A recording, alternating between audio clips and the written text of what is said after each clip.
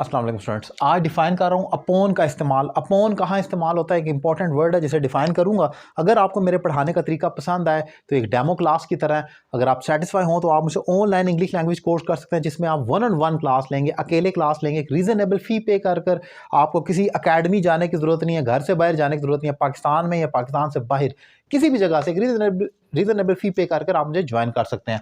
Upon as a preposition कहाँ इस्तेमाल होता है?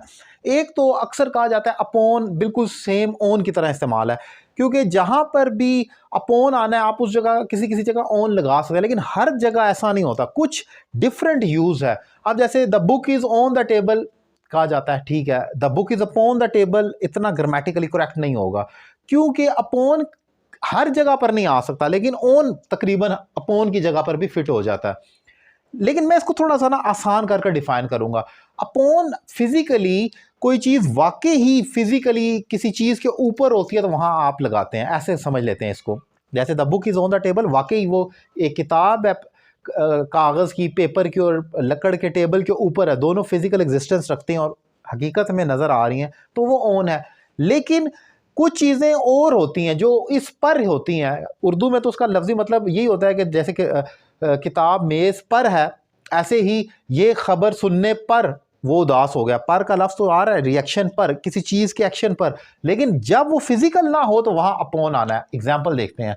Upon his release from prison he went to meet his mother. Example लिखी है मैंने, अपनी रिहाई पर वो अपनी माँ से मिलने गया, जेल से रिहा होने पर। अब यहाँ पर भी तो मतलब यही है कि रिलीज होने पर। अब यहाँ मैं on the release from prison कहूँ तो ये इतना ग्रामेटिकली दुरुस्त नहीं है, क्योंकि ये फिजिकल बात तो नहीं हो रही, ये एक अनटेंजिबल सी बात है कि नजर नहीं आ रही, एब्स्ट्रैक्ट बात हो रही है, इसलिए अपॉन कहा जाएगा। एक और एग्जाम्पल देखें, she went into sorrow, वो दुख में चली गई, upon the death of his father, अपने वालिद की डेथ पर।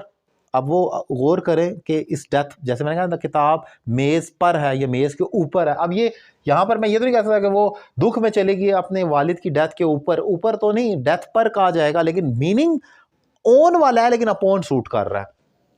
ही गॉट हैप्पी, वो खुश हो गया, अपॉन सीइंग हर, उसे देखने पर। अब अगेन वही पर वाला यूज करें, the book is on the table और अपॉन सीइंग हर, उसे देखने पर। अच्छा, एक और एग्जांपल देखें, अपॉन द अराइवल। ये अक्सर मुझे जो याद पड़ती है ना एग्जांपल, वो जियो की वेबसाइट हम इंग्लिश में पढ़ते हैं, वहाँ पर अक्सर स्टेटमेंट लिखी होती है, ये मुझे नहीं भूलती कभी भी। Upon the arrival of police the thief ran away, चोर पुलिस के पहुंचने पर। अब यहां पर मैं on the arrival of police नहीं कह सकता, अच्छा नहीं लगेगा। अपॉन का मतलब है कि इस एक्शन पर दूसरा एक्शन हो गया। Upon the arrival of police चोर भाग गया, तो यहां पर अपॉन क्यों आया? क्योंकि पर का वर्ड आ रहा है जो मैंने डिफाइन किया आपको, जो नजर नहीं आएगा। पर तो है लेकिन ऑन नहीं आएगा, सो ये इंपॉर्टेंट है। फिर इसके अलावा वो तो आपने सुना होगा ना, एक दफा का जिक्र है, वंस अपॉन अ टाइम, वो तो फिक्स है, एक फ्रेज है, ऐसे ही आता है। आप वंस ऑन द टाइम तो कह नहीं सकते, आप फिक्स्ड है।